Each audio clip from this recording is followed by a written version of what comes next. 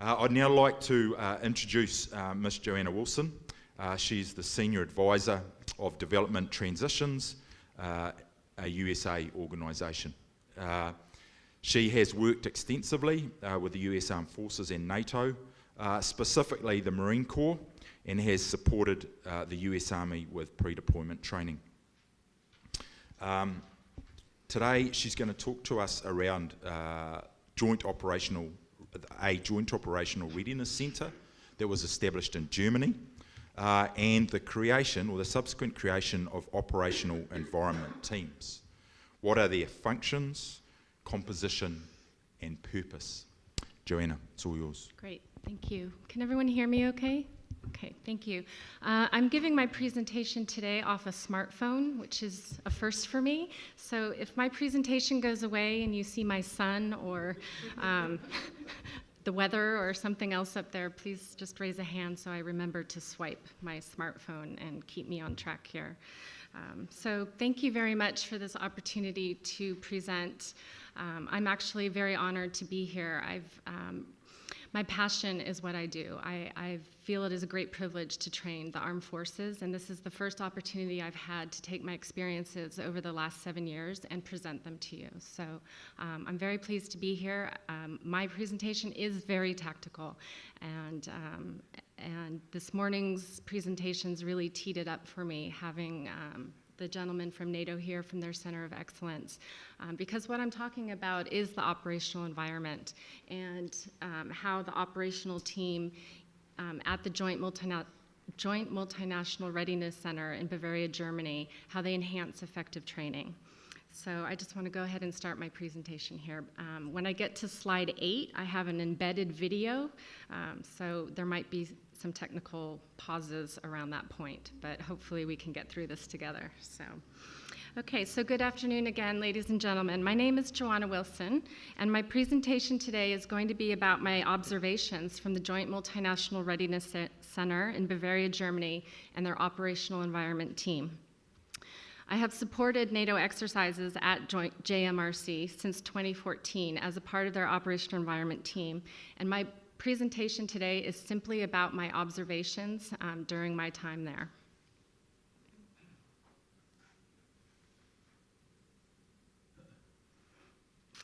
So the mission of the operational environment team is to provide enhanced training for a complex mission.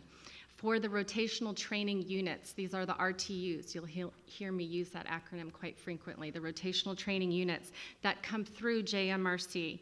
Since 2014, the op tempo at this training center has increased significantly since Russia's annexation of Crimea. The OE team does its job using several tools that I'm going to use today, but in general, their purpose is to foster what you see here, the comprehensive approach in a JIIM environment, the Joint Intergovernmental Interagency Multinational Environment.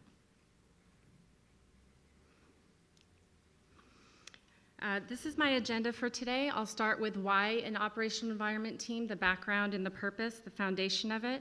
I'll move on to the scenario, how they use the scenario.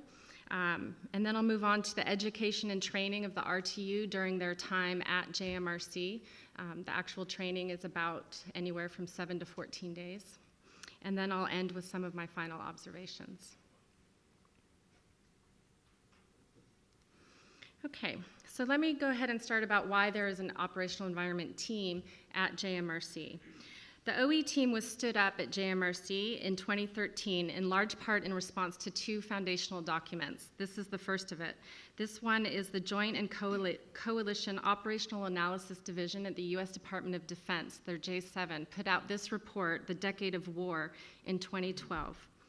What this study did was summarized other studies. They looked at 46 of their own previous studies from 2003 to 2012.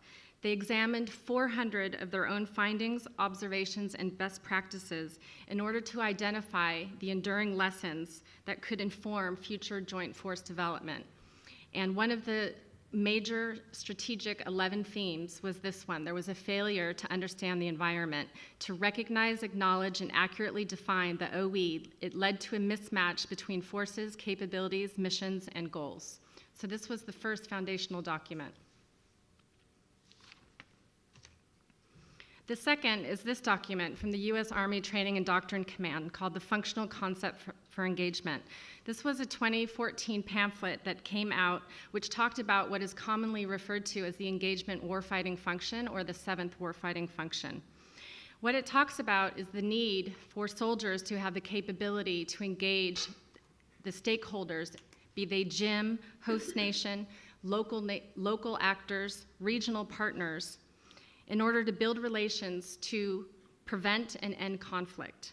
And this is important because the program of instruction that I'll talk about a few slides from now, you will see in more detail that it has a section on conflict dynamics. So these two documents are what set the scene for standing up an operational environment team at JMRC. And I've been told, and I have been to several combat training centers, that this is the only training center that has a dedicated full-time operational environment team. So what is the purpose of the operational environment team? It's to improve the realism and foster a comprehensive approach for an enhanced training for the RTUs. The OE team is led by a senior U.S. government official, and it's comprised of 5 to 7 civilian contractors with backgrounds mostly from the military, the development sector, and civil society. Their mission is what I have showed here, to improve realism and foster the comprehensive approach. But how do they actually do this? That's what I'm going to talk about next. So this screenshot shows what is called a SMART book. And this is, the training is based on the DATE scenario, the decisive action training scenario. And it is realistic, it's complex, and it's dynamic. The OE team at JMRC has the flexibility to take the DATE scenario and add modifications to it so that it is realistic, complex, and dynamic. And now I'll talk to each of these in turn. So how is it realistic? It has timely, real-world variables woven into it. This includes transnational threats, socioeconomic dynamics, ethnic strife, migration, power and political dynamics, just to name a few. So it's very realistic. It's complex. The OE has woven into it not only non-military variables, but we use stakeholders, what we call unified action partners, from the JIIM environment. We use civilians on the battlefield, known as COBs, and we also include drivers of conflict and instability in the scenario, as well as resiliencies and events are woven in there as well. So it's a very deep and complex operating environment for the RTU to try and unpack once they get to JMRC. What I've seen that presents a constant challenge to the RTU is to develop a shared understanding of these, to share it across the staff, and to integrate these variables into the military planning process and subsequent operations. The last part that I want to talk about, though, is the dynamic part of this, and this is what is truly unique to JMRC. They've developed something called SimTel-Link, and what this does, it reflects, as the RTU goes through its training, how they perform, how their operations perform in relation to the operational environment is reflected back to them on a daily basis. And it's done so through this innovation at JMRC called SimTel-Link. And what SimTel-Link does, it replicates an information environment. The news media, social media, Twitter, email, Facebook and email. This is all reflected back to the RTU on a daily basis so they can see the direct impact of their operations on local perceptions and stability dynamics within their AO. So now I'm going to try this video and hopefully it will work. So please bear with me for a moment. So with this video, I'll go through and give you more information about exactly what the capabilities of SimTel-Link is.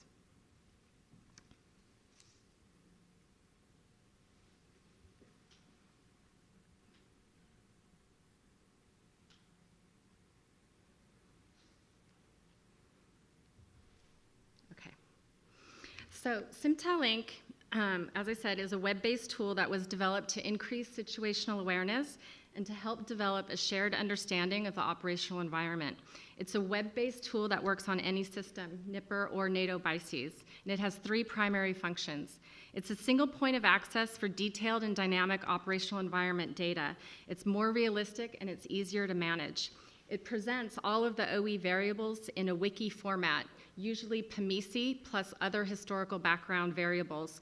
And it includes hyperlinks, as you see here, to biographies of key leaders and to their profiles and to pictures of the town sets within the operational environment. The second thing it does is that it opens hyperlinks. This is going faster than I'm speaking, so I'm going to try and pause it. Right. So the second thing that it does is that it has open source data on there, and this just goes toward deepening the training environment. So some of the open source data that we might use as we go through and analyze the environment is something that Senior Sergeant Claire Biddy spoke to this morning in her presentation. For example, that website with the women in politics in the Pacific Islands. That's exactly the kind of open source information that we would use as we go through our OE analysis with the RTU. And I'll continue the video now. It also allows the RTU to contact by email all of the JIIM Unified Action Partners that are there as part of the training to integrate all of the civilian data into the planning and start reaching out to their stakeholders and to start building relationships to target the problems. The second thing SimTelLink does, and this is what is very unique to it, it replicates social and news media traffic that allows the RTU to see the effects of its operations on the OE. It's reflected back to them through local perceptions, through Twitter, through news media traffic. The OE staff produces and adds this real-time media as events occur in the exercise. This feedback loop is what makes SimTelLink a unique training tool that enhances the training environment for the RTU, especially in an age of information operations. Finally, from a trainer perspective, SimTelLink captures and generates the user data. So as a trainer, I'm able to generate and look at this analytic data to try and assess how the RTU understood the OE. So I can look at it at the unit level or the individual level fidelity. And we can really see how often or how infrequently they access SimTelLink really has an impact on their operations. So let me go back to my actual presentation now. Pardon me. Sorry, never done this before. Where was I? Okay. All right, so these are the tools, the SmartBook, SimTelLink, and now I want to go speak to you about how the OE team uses these tools as the RTU comes into JMRC in a program of instruction. So there are 4 parts of the program of instruction, as you see here. The part that I want to focus on is on stability and conflict analysis, because this goes directly back to the 2 foundational documents that we spoke of, that spoke for the need to understand your environment to prevent and end conflict. And if soldiers and Marines don't have an idea of a shared idea of who is in their operational environment, who's doing what, they're not going to be able to integrate that information into the commander's decision making at all. And as I'll do a dive right now into the stability portion of this. So we spend hours going through trying to understand what's driving conflict in their area of operations. And you see here, one of them is events. And as I listened to Lieutenant Colonel Child's presentation yesterday regarding the strike in South Sudan, what I found interesting is that she said the impetus for planning there was going to be the return of the exiled vice president back to South Sudan. And they knew how destabilizing that event was going to be. So part of what why this scenario is so complex, I go back to, is that we put that in the scenario, in the operational environment. It's probably buried on page 70, but it's also on the news traffic that they'll see on SimTelLink. They'll see Twitter feeds from the population looking forward to X person coming back, right? Why do they need to know about these events, right? You need to know about them so you can start, from a military side, start planning for them and start to try and manage them. So this is the part of the program of instruction that personally is both challenging, but it's also very important. Before I go to the next slide, I'll just add that one of my enduring observations from my time at JMRC is still the strongly held belief that these soft skills are still the purview of just civil affairs and not the staff. And what I still see is that getting critical operation environment analysis across the staff in order to inform a commander's decision making is still very, very difficult. It's still very threat focused. So as I start to close, I would just like to end with these observations. The first is what I call leadership driven, getting the right people in the room. This would start with having people who are specialists in the operational environment and analysis starting to attend the joint event lifecycle events and the initial planning conferences in all training events. There's a need for this perspective and this analysis to start early. That way, when RTUs get to a training center, the value of going through this program of instruction and this kind of analysis is not left to only civil affairs, but all the staff functions, particularly the 2, the 3, the 6, and the 9 are there. My second observation is is the same as the first, the stovepiping, that all of the soft stuff that doesn't deal with current ops and threats is something that can be stovepiped to civil affairs or CMO or stakeholders or from the interagency or somewhere else. And many times we see that these people don't have a seat at the staff table. They're not integrated into a daily battle rhythm with the staff. So it's very challenging in that way to get OE analysis to the commander when they're not even in the same tent.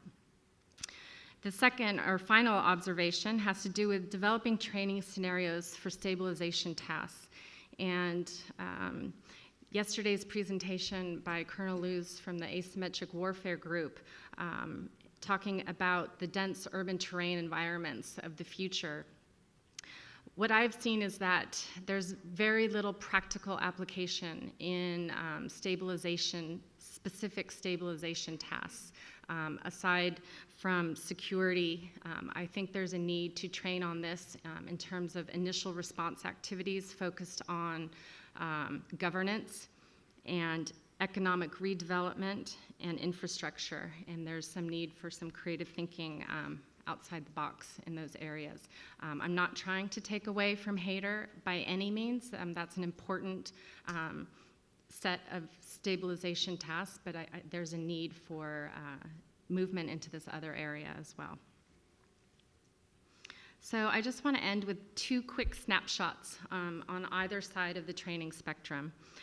What you see here are soldiers who were ordered by their commander to surround a town and not let anyone in. Not the people who lived there, not the people who are meant to help civilians in a conflict. Obviously, this was a problem. So eventually, the humanitarian aid workers that you see here, they were eventually let in. And the commander, the NATO commander, insisted that while they were doing their assessment of the village, of the town, that they have soldiers with them to secure them while they were doing their assessments. For those of you who've worked in the humanitarian space or with your humanitarian partners, that presents huge issues for them. This is a clear example of not understanding the capabilities of stakeholders in your operational environment and what they're there to do. So this is particularly at one end of the spectrum. So always to end on a good note, on a positive note, I'd like to publicly state the successes that the Georgian 32nd Light Infantry Battalion is having.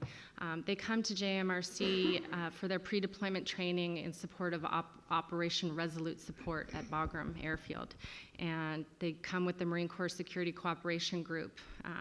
They've been working together for quite a long time at the training area in Kırtayisi, Tbilisi in the Republic of Georgia. And the Georgians are a great ally to the United States, and they have been particularly forward-leaning into learning some of these soft skills with the analysis around the operational environment and trying to understand and gain all they can when they come to this training center. And it's always been a pleasure working with them and the Marines. So I just wanted to hold this out as a success story. So that concludes my presentation, and I want to thank you very much for the opportunity to present to you today and to tell you what a privilege it is and an honor to be able to train our armed forces. So thank you very much.